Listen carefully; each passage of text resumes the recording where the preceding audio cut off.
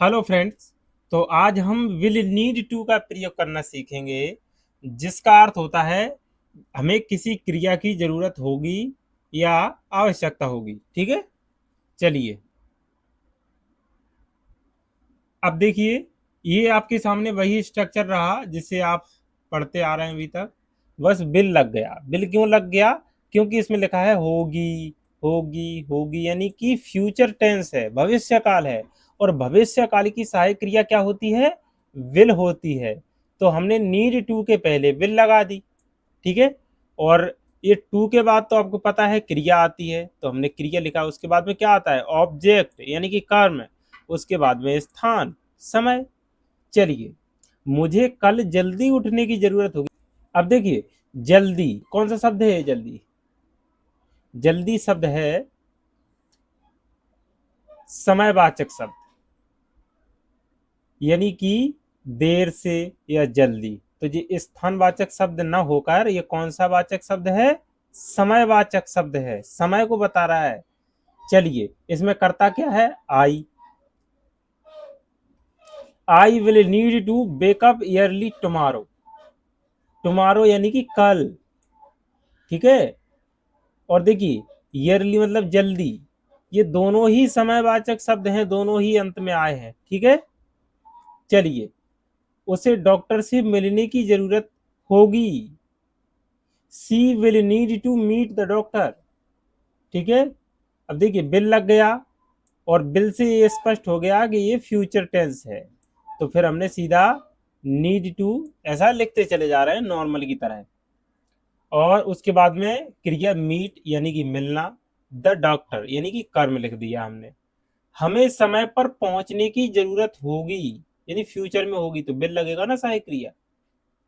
We will need to reach on time. उन्हें कड़ी मेहनत करने की जरूरत होगी। They will need to work hard. ठीक है। वर्क हार्ड का मतलब होता है मेहनत करना। और जब हम ऐसा बोलते हैं ना, कड़ी मेहनत, तब भी वो वर्क हार्ड ही आता है, क्योंकि हार्ड का मतलब होता है कड़ी और वर्क का मतलब होता है कार्य। कार्य या मेहनत जो भी। राहुल को नई किताब खरीदने की जरूरत होगी। Rahul will need to buy a new book. बच्चों को परीक्षा की तैयारी करने की जरूरत होगी। The children will need to prepare for the exam. देखिए, तैयारी। ठीक है। फोर फोर यानी के लिए। द एग्जाम, द एग्जाम का अर्थ होता है परीक्षा, यानी परीक्षा के लिए। देखिए, ये फोर का प्रयोग, ऑन का प्रयोग, ये बहुत सारे प्रयोग हैं, अभी मैं आपको बाद में बताऊंगा। लेकिन पहले आप मानते रहिए कि फोर का प्रयोग होता है के लिए। अब किसके लिए? द एग्जाम यानी परीक्षा के लिए। तो परीक्षा के लिए ही तो तैयारी करते हैं हम। अब देखिए, नकारात्मक वाक्य। नकारात्मक वाक्यों में नॉट सहायक क्रिया की ठीक बाद लग जाती है। ठीक है। मुझे वहां जाने की जरूरत नहीं होगी। I will not need to go there. उसे चिंता करने की जरूरत नहीं होगी। She will not need to worry. हमें जल्दी करने की जरूरत नहीं होगी। We will not need to hurry. उन्हें झूठ बोलने की जरूरत नहीं होगी।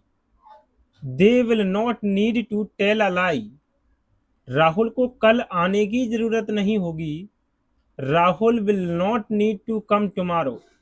ठीक है, टुमारो यानी कि आने वाला कल।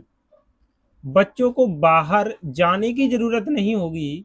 The children will not need to go outside. Outside का अर्थ होता है बाहर। अब देखिए, प्रश्नवाचक वाक्य। और प्रश्नवाचक वाक्यों में सहायक क्रिया कहाँ पहुंच जाती है? कर्ता के भी पहले। क्या तुम्हें कल जल्दी उठने की जरूरत होगी?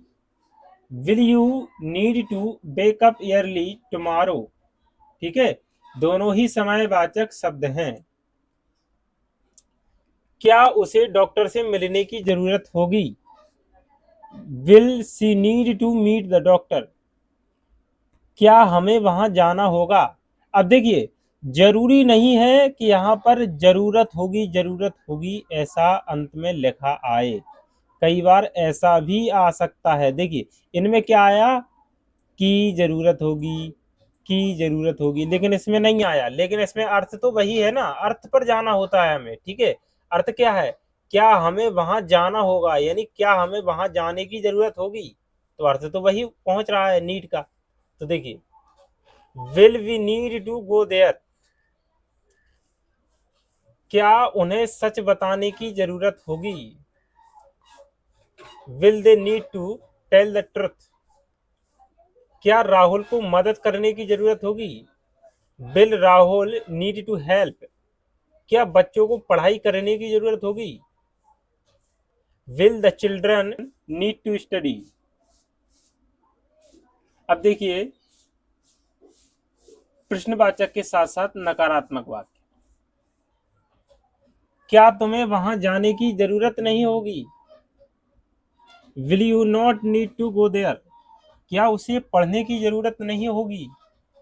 Will she not need to study, क्या हमें योजना बदलने की जरूरत नहीं होगी। Will we not need to change the plan. अब देखिए, यहां पर नॉट अपनी ही जगह पर रही, क्योंकि उसे वहीं लगना होता है सहायक क्रिया के ठीक बाद, लेकिन सहायक क्रिया ने अपनी जगह चेंज कर दी, तो उससे नॉट को कोई अंतर नहीं पड़ा। लेकिन नॉट को बिल के साथ में भी लगा सकते हैं, बिल ही नहीं बल्कि सभी सहायक क्रियाओं के साथ में लगा सकते हैं, लेकिन उसको हम बाद में बताएंगे, ठीक है। क्योंकि पूरा नॉट नहीं लगाया जाता है, सिर्फ एंटी लगाया जाता है, ठीक है, बिल के साथ में। उसी प्रकार डिड के साथ में एंटी लगाया जाता है, डू के साथ में एंटी लगाया जाता है, डज के साथ में एंटी लगाया जाता है, ठीक है। नॉट नहीं लगाया जाता, सिर्फ एन और टी, और उनमें कुछ सुधार करना होता है, आपको बाद में बताएंगे हम। क्या उन्हें मेहनत करने की जरूरत नहीं होगी। Will they not need to work hard, क्या राहुल को सच बताने की जरूरत नहीं होगी। Will Rahul not need to tell the truth, क्या बच्चों को स्कूल जाने की जरूरत नहीं होगी। Will the children not need to go to school. देखिए, डब्ल्यू एच वर्ड के साथ में प्रश्नवाचक वाक्य। डब्ल्यू एच वर्ड को हम आगे लिख देते हैं, यानी सहायक क्रिया से भी पहले, ठीक है। और डब्ल्यू एच वर्ड कौन माने जाते हैं, जिनका हम हाँ या ना में जवाब नहीं दे सकते हैं, उनको हम डब्ल्यू एच वर्ड मानते हैं। चलिए, जैसे कि क्यों, क्या, कब, तो इनकी इंग्लिश हम सबसे आगे लिख लेंगे, ठीक है। तुम्हें वहां क्यों जाने की जरूरत होगी। Why will you need to go there, उसे क्या खरीदना होगा। देखिए, अब यहां पर अंत में जरूरत होना नहीं आया है, ठीक है, लेकिन फिर भी ऐसा लग रहा है कि इसमें नीड वाला ही वाक्य बोला गया है, ठीक है, क्योंकि उसे क्या खरीदना होगा। तो देखिए, खरीदने की जरूरत होगी या खरीदना होगा, अरे बात तो एक ही है, उसका अर्थ तो एक ही है, तो यहां पर हम नीड का ही प्रयोग करते हैं। What will she need to by, हमें कब शुरू करने की जरूरत होगी। इसको भी हम ऐसे लिख सकते थे कि हमें कब शुरू करना होगा, ठीक है। When will we need to start, उन्हें कहां जाने की जरूरत होगी।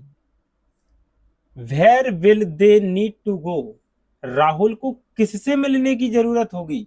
किससे, इस शब्द को डब्ल्यू एच वर्ड बोलते हैं, तो इसको इंग्लिश में कहते हैं whom। whom will Rahul need to meet, बच्चों को क्या पढ़ने की जरूरत होगी, यानी कौन सी पढ़ाई करने की जरूरत होगी। What will the children need to study. और ये रहे इनके स्ट्रक्चर। और अगर आपने अभी तक हमारा चैनल सब्सक्राइब नहीं किया है तो प्लीज सब्सक्राइब करें। धन्यवाद।